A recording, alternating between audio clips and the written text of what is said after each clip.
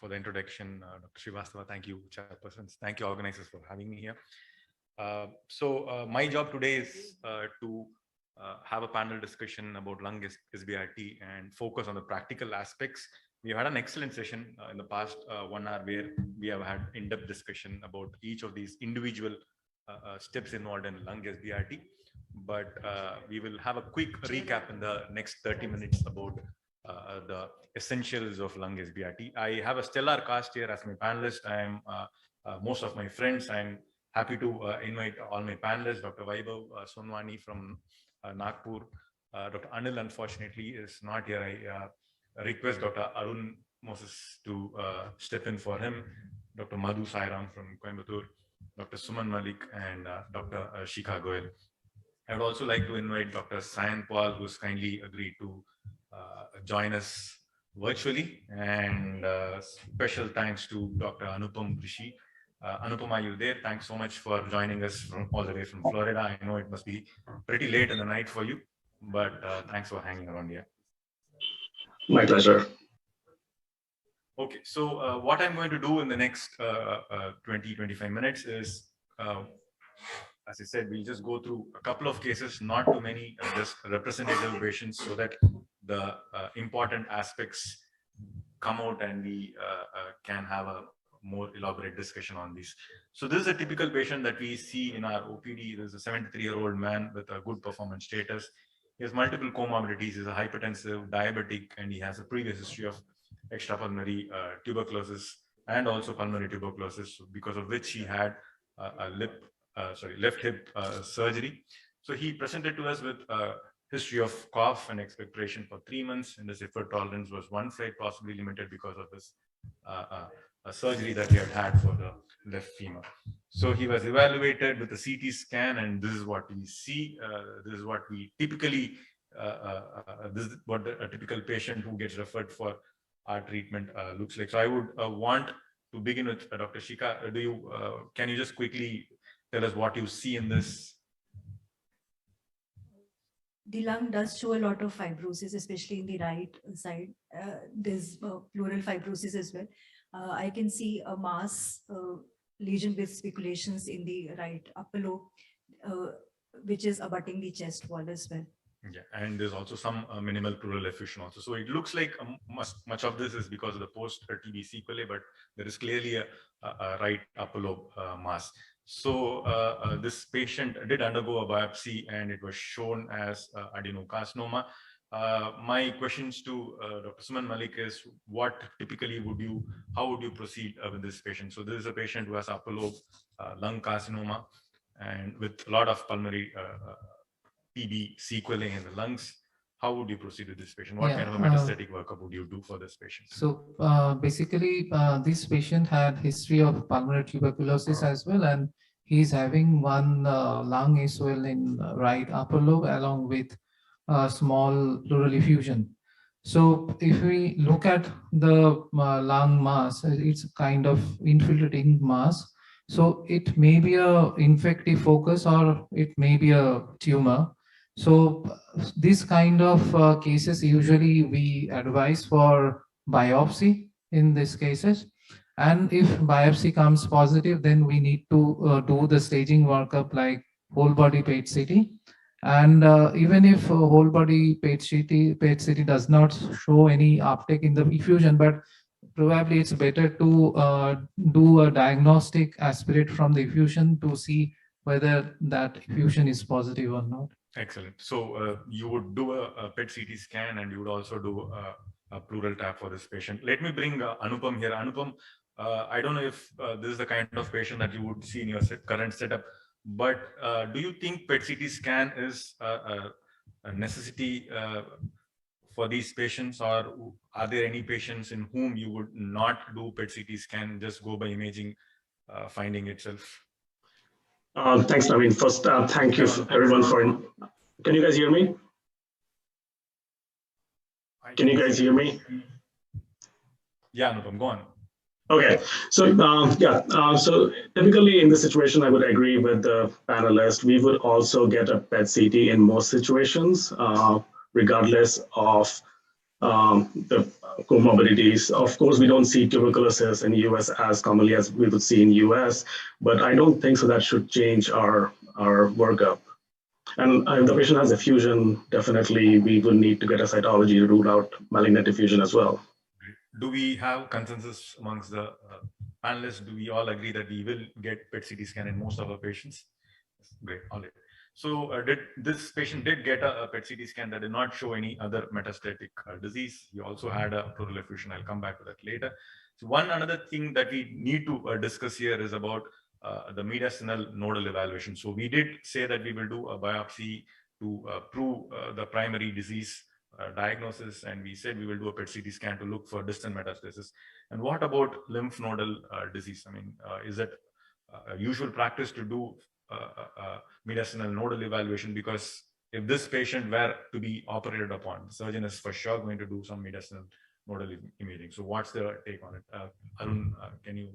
Yeah, for this patient who has a fairly peripheral lesion, and if the PET CT is not showing up any enlarged nodes, I would forego doing a mediastinal staging with EBUS, and only if there is something shown on the PET CT, possibly I would subject them to a EBUS. Okay, so let's presume for a minute that this patient had some mediastinal lymph nodes and with a lot of lung changes, which could or could not be because of the infective etiology. So would you still do in those patients? Yes, in that situation, because of the infective etiology, there comes a diagnostic dilemma. So in that case, I would definitely subject them to an EBUS before taking them up for the Sbrt. Yeah. Madhu, any difference of opinion, or do you agree with Moses?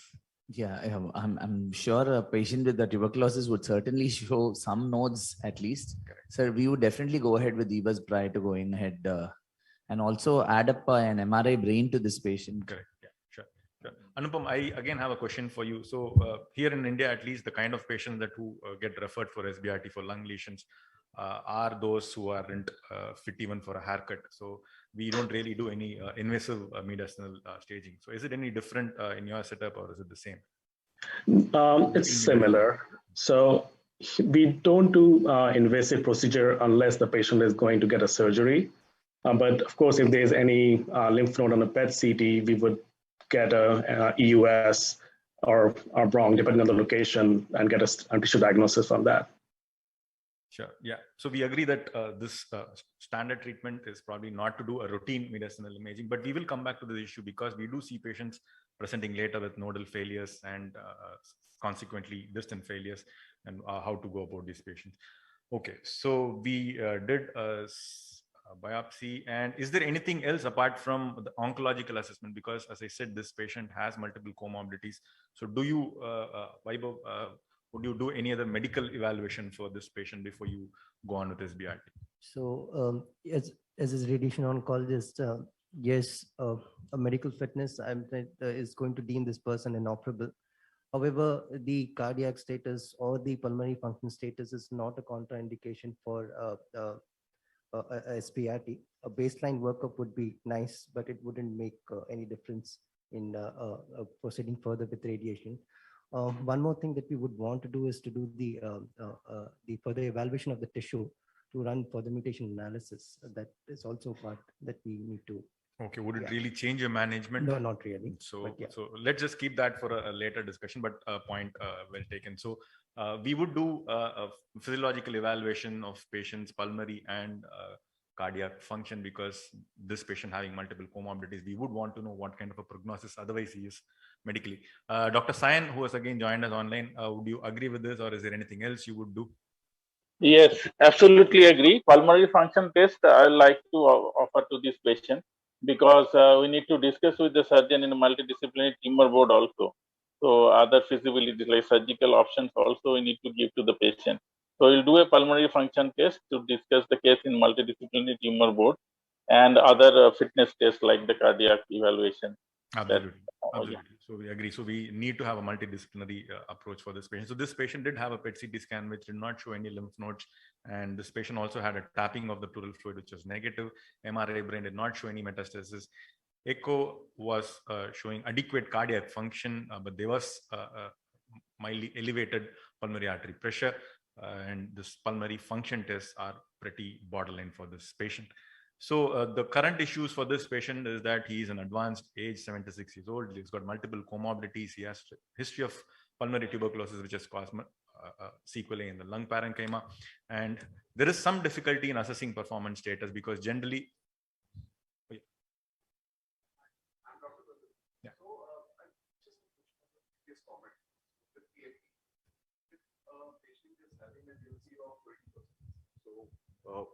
will we not do Sbrt? we will come back to that, Dr. Kundan, if you can just hold on for some time, please. Sure. Yeah. So this patient has some difficulty in assessing our performance status because although PFT DLCO is what we generally do, a typical patient with some comorbidities would also undergo some extensive evaluation, like for example, a CPET, cardiopulmonary exercise testing, which might be difficult in this patient to really assess his surgical risk.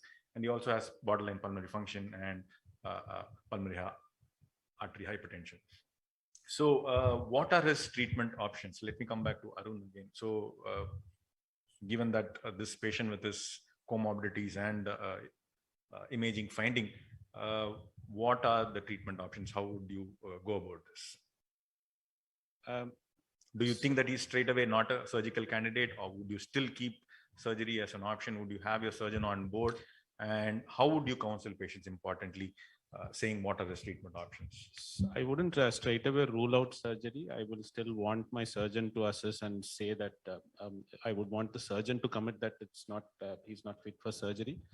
And stereotactic radiation is always an option if the surgeon doesn't agree for a surgery. Yeah.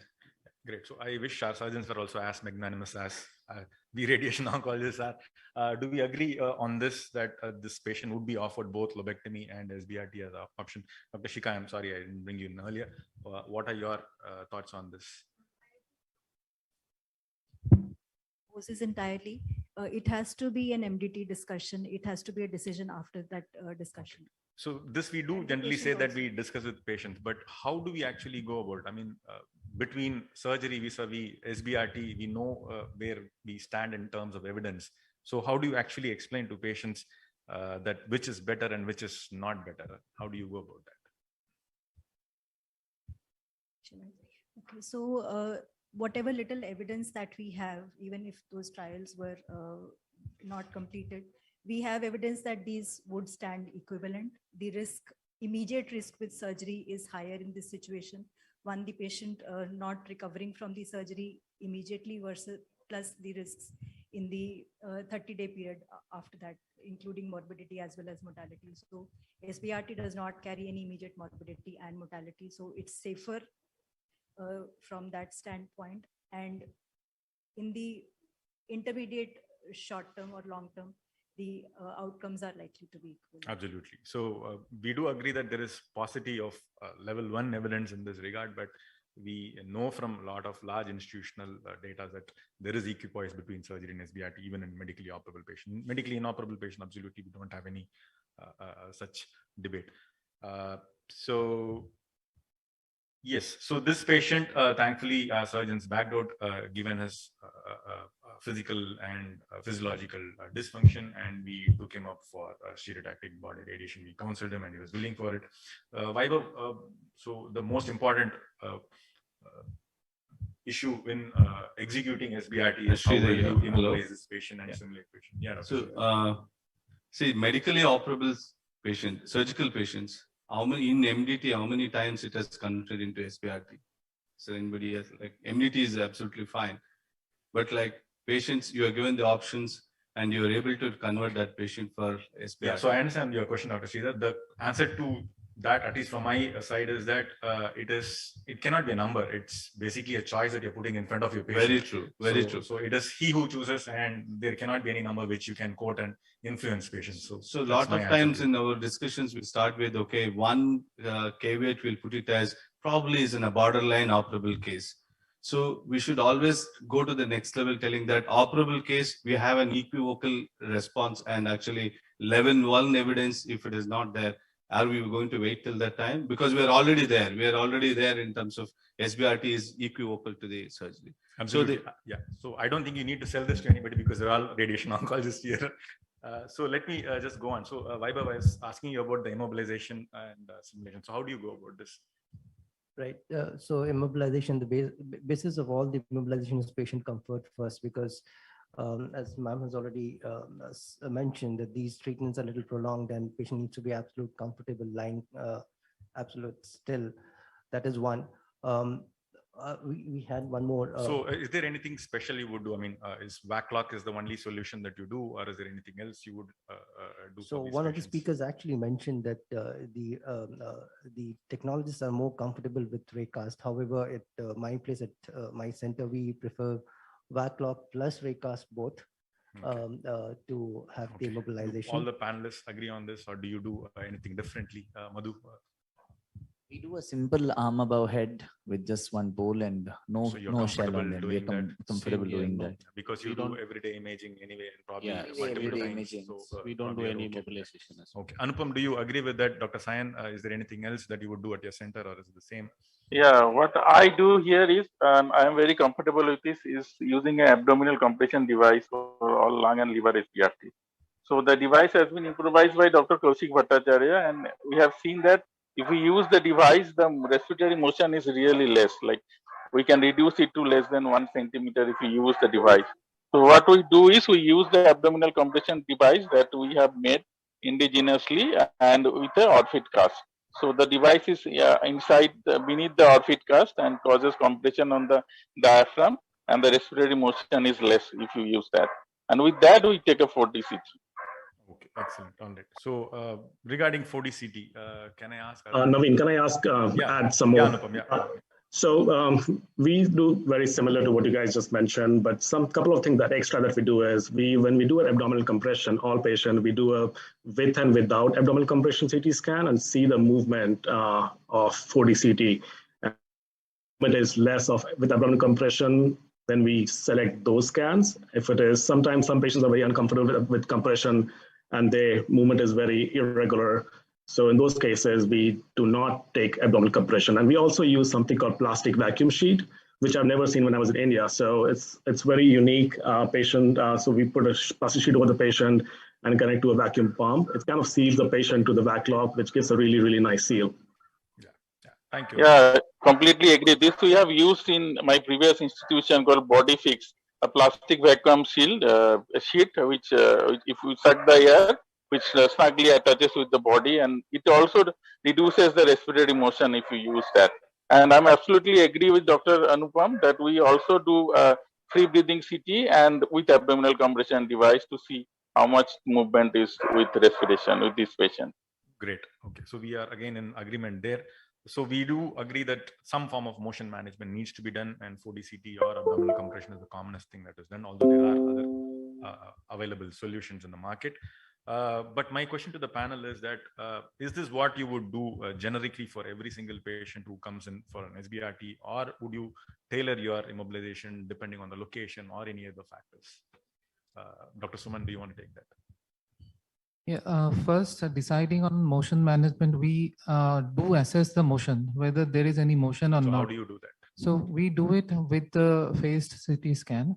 So if there is no much motion in the lung tumor, primary lung tumor, usually we don't use any motion management protocol. So if there is significant motion, like if lower tumor, or if there is significant motion, the device we have is the ABC. So we first see whether patient is capable of doing breath hold technique. So if patient is capable of doing breath hold technique, we use ABC only because it's a very robust kind of system, and by which we can significantly reduce your irradiated lung volume. Sure. If I can just interrupt you there. So you mean to say that you will do a CT scan to assess the motion before you take a call and as to how to go? So would everybody do the same, or would you do it differently? Anybody would do a fluoro X-ray, or do you still do a CT for all patients? Right. Because then this would mean that you are doing your scans double the time. I mean, Right. So again, it depends on the site of the tumor. So if you think the tumor is towards the lower part, towards the diaphragm, yes, we would want to assess the movement and be a little more careful of acquiring the images. absolutely. But if it is like towards a little more central, towards apical, I don't think that exercise is required. Great point. So any tumor which is close to the diaphragm would definitely move. The movement magnitude is much more. So there you need to be even more careful. So Come. So let's move on to the planning CT scan. So we said we are going to do some form of motion management, and so all of us, do we do IV contrast CT, or is there anything different? Your levels, this is what I have put up on the screen. This is what you would do, or feel free to differ on this. Yes. Sure, sir. We have half an hour, so I'm trying to finish as fast as possible so that we can take it at the end, if that's okay. Agree with all of it except for the use of intravenous contrast. So you don't use IV contrast at all in your patients because you think that the mass itself would give you a natural contrast from the lung parenchyma. But if the lesion is close to the central mediastinal structures, possibly in those patients, you would definitely do a IV contrast, or even in those patients, would you just fuse your PET CT scan or I don't else? usually fuse it, but I just have it by the side to guide me in contouring. But I mean, I have never generally done intravenous contrast. Sure. Madhu, Earlier, we had our 4D system set on the PET scan. So we used to invariably get a planning sort of PET scan done for those patients with 4D imaging. So that used to be the trend. And naturally, we always give IV contrast in those cases. Currently, we have it on our simulation CT only, where we certainly give an IV contrast for planning every time. And your slice thickness is what, I mean, as small as possible. So we do generally 2.5 millimeter. Probably for a smaller tumor, you might do a thinner slices also. So Anil, thanks for joining. So the question to you is about delineation. So we have covered the diagnosis and simulation so far. So you can tell us how we delineate the GTV in patients once they undergone simulation. Yeah, so we use the 4-dimensional CT scan for assessing the motion, and as we all know that there are various post-processing tools that are available with the help of 4D CT scan, as can be seen on the slide. There are various options to delineate that. It's not that so one option is better than the other. It is what we are comfortable with.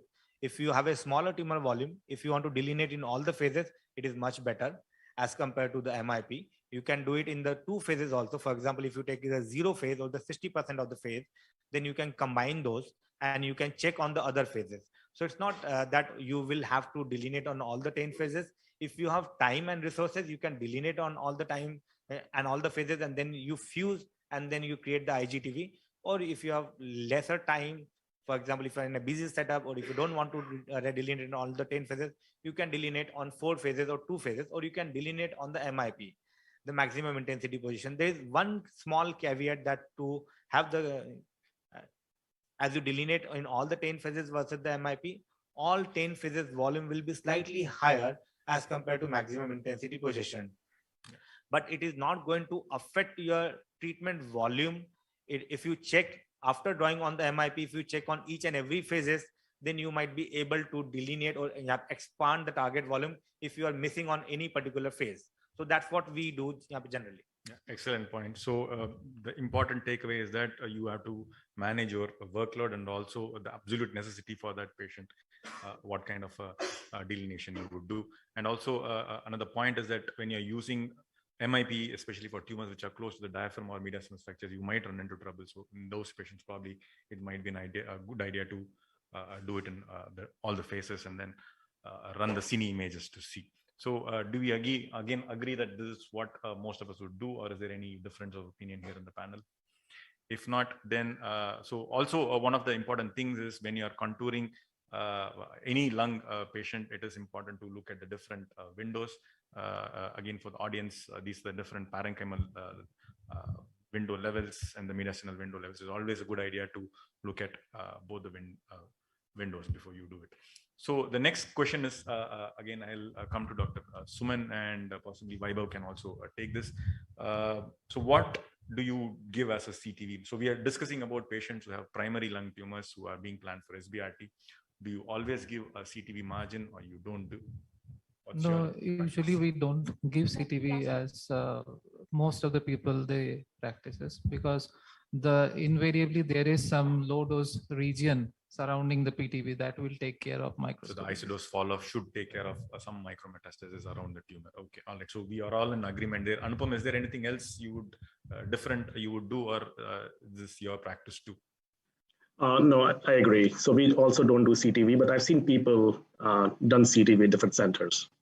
All right. Okay, great. So what about PTV? So what kind of a CTV to GTV to PTV margin would we do? Vaibhav and Madhu can take this.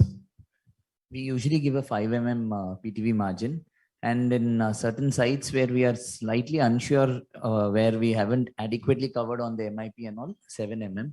And we sometimes also give a differential PTV margin where we have to, cut off from the OARs, like from the ribs or the chest wall. We give a little less on that side. Okay, and this regardless of what kind of immobilization device that you do, or yeah, again, it depends on the site of the tumor. Again, if it's towards the diaphragm, we will prefer to have craniocaudal margins little extra to about 7 mm, where the circumferential margins of about 5 mm. In the apical tumors, it will be just 5 mm. Sure. All right. Okay. So Anil in his presentation elaborated on the dose per fractionation, what kind of doses that we would do.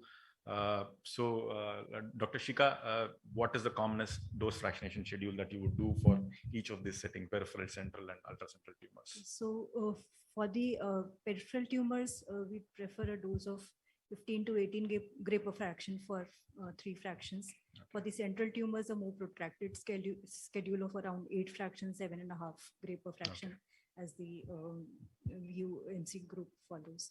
Okay, all right. And Moses, do you do something similar, or is peripheral? My usual dose is 54 gray in 3 fractions, and for central 7.5 to 8. Yeah, so that's what Dr. Shik also said. She said 15 to 18 3 fractions. All right, okay. So although in our setup, at least Anil can agree, we generally are little conservative. We do 60 gray in 5 fractions, but there is a lot of evidence to say for a peripheral tumor, you can do a slightly higher dose. What is important here is that the total dose is what we are looking at. We try to deliver as high a biological equivalent dose of at least 100 gray. We know that all these patients are not, a comparison between conventional RT, conventional fractionation versus SBRT is not really much, because a lot of trials have shown that there is definite benefit, overall survival benefit by doing SBRT instead of doing conventional fractionation. So let me just move on a bit quickly here. So the treatment schedules, again, we had a discussion about how you treat this patient, whether daily or would you treat on alternate days. Vaibhav, how would you do if you're doing 3 fractions, 5 fractions? Would you do daily or would you do on alternate days? So there's no fixed format. If patient has not experienced any radiation therapy induced nausea, vomiting, we probably go ahead and give it daily. Correct. If he has just experienced MRI, and we would just alternate. Sure. So there's not much of a scientific rationale, but more towards logistics we would manage it.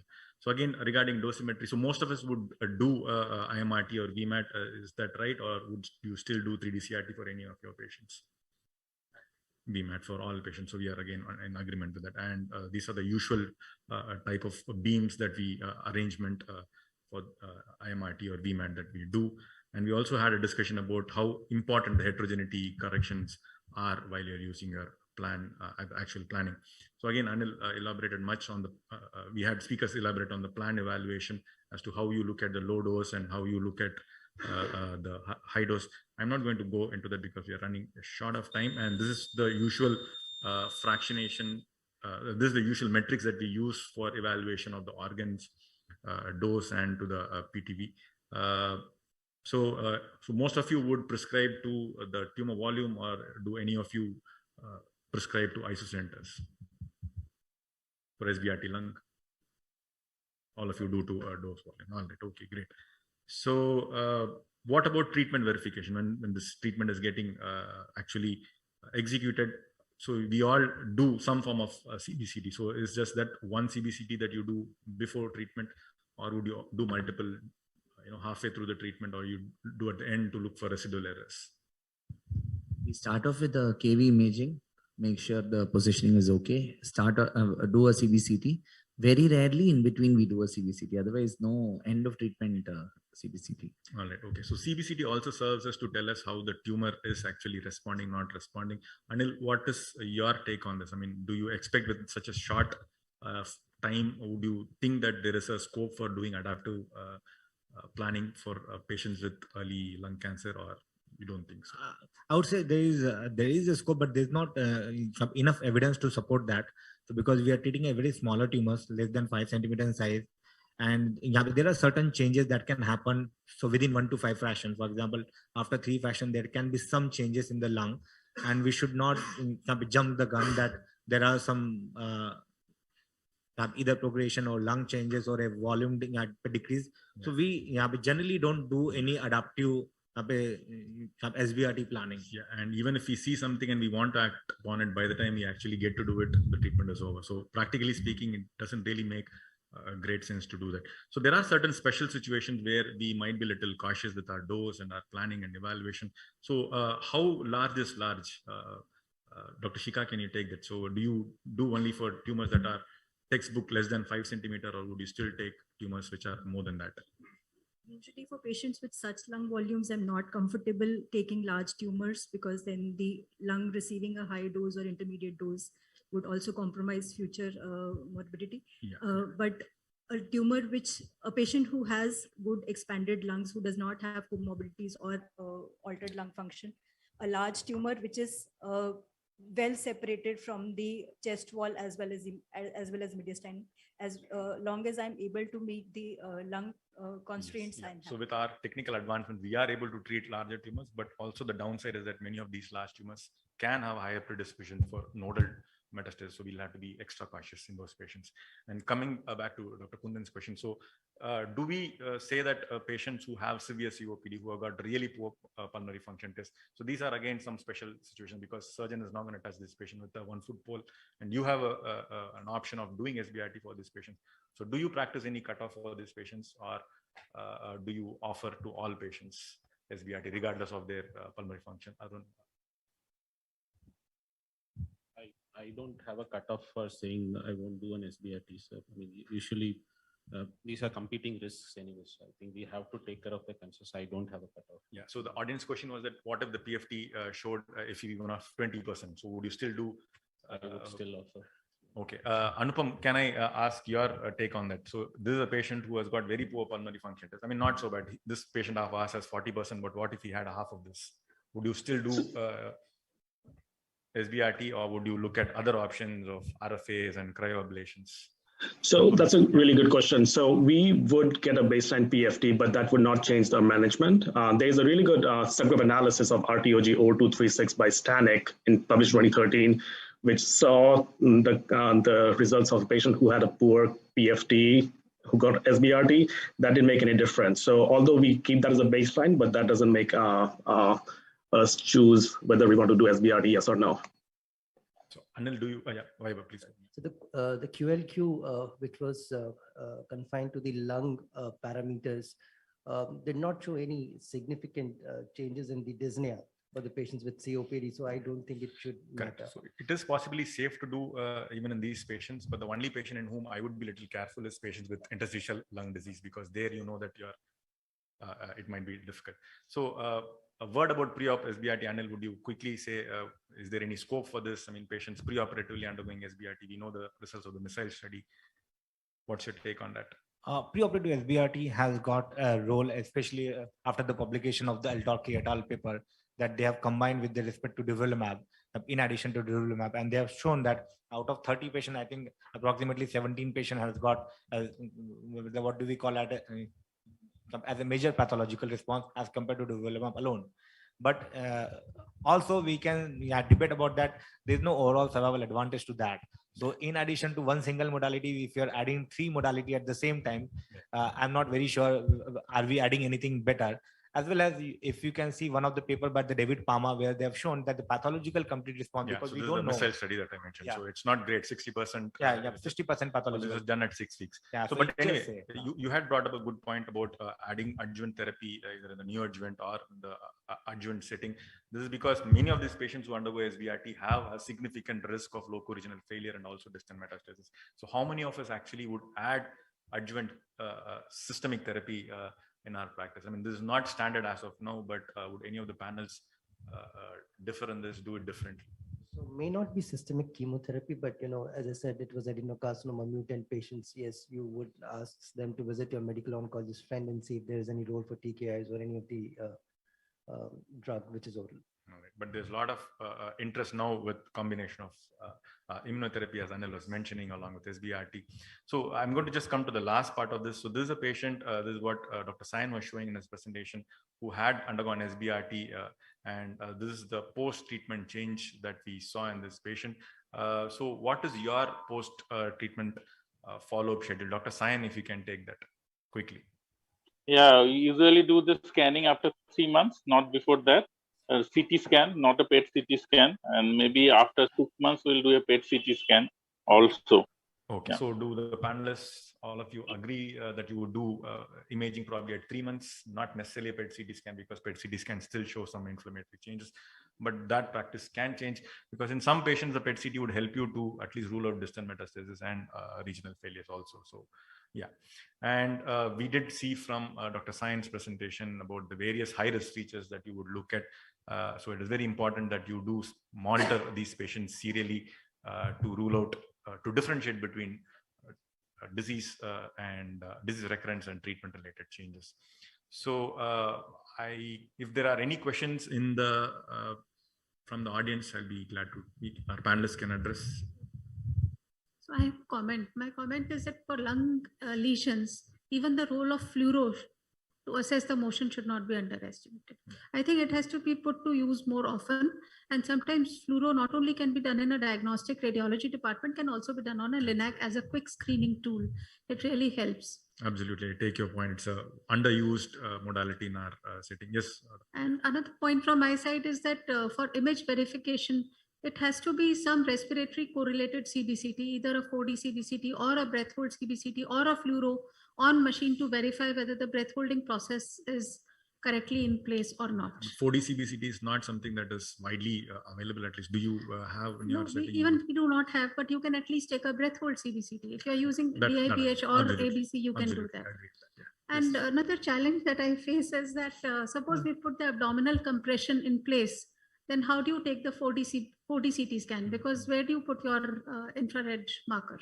How do you take care of that? So anybody who does ABC can probably take that. Anyone for ABC, abdominal sorry, compression. abdominal compression. For Sorry, abdominal compression, we don't use. So you don't use. Dr. Sayan, what is your? Yeah, what we do is we have made an abdominal compression device which fits in the just at the edge of the ribs. So, and above that we put the bellow for the 4D CBCT. Sometimes above it, and sometimes, because this is a small, I could not show you. If I can show you, you will easily understand that both can be used together. It's not a big problem. In every patient we are using that, and both can be used. So it's just a small device which fits in the sternal angle. The costal angle, and it compresses the diaphragm. So under the outfit, and both can be used together. There's a pneumatic device also, which is like a strap. You can strap it around the patient. And yes, that's what we use. Yeah, that's what we use. That's a pneumatic. What is shown is a physical one. We are using Philips. Yeah, Philips. We are using 4D cone beam CT in those patients when we are using MIP based or ITV based treatment, and for breath hold we are doing normal CBCT, and the symmetry we have with the Electa, that 4D cone beam CT, there is no need of putting any marker on the surface. It actually detects the tumor movement there. Okay, all right. So if you're a ABC user, you said that it is a very robust system, and I completely agree with you on that. Is there any possibility of generating the respiratory waveform using ABC and doing a phased based gating using ABC?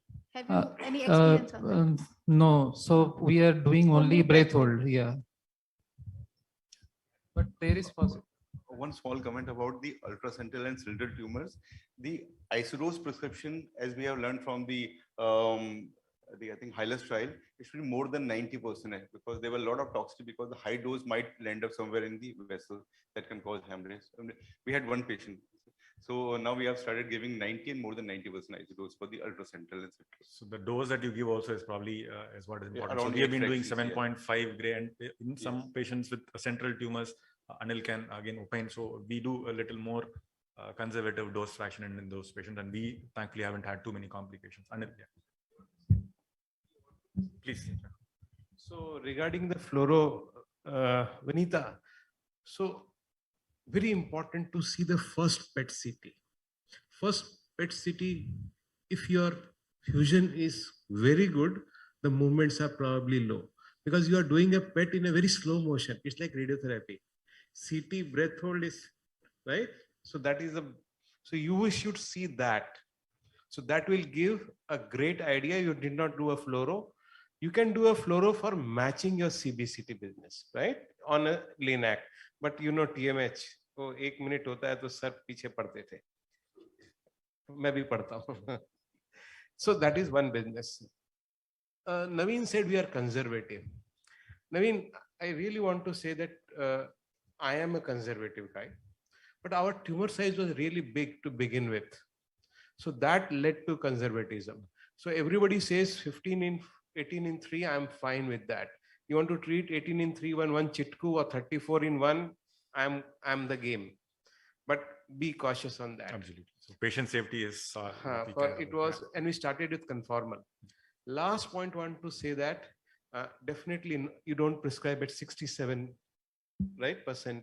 Always be 90, 95. You'll be safe. Alternate day is important, especially for central and ultra central. Don't land up in a quick go and you say that you can go home. No point. Timmerman burnt his fingers. Even in re-radiation, everybody has burnt finger for acute toxicity in head neck also and in lung also. So alternate day is Buddha log hota hai, aaram se karo na. Thank you so much, sir.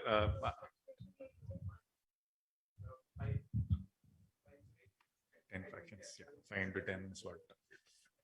All right, so I think we managed to cover most of the pertinent issues. We might have left few, but I think we covered all bases. I thank the panelists for their kind participation and also the audience for their active participation. Thanks again to Anupam and Sayan for joining us.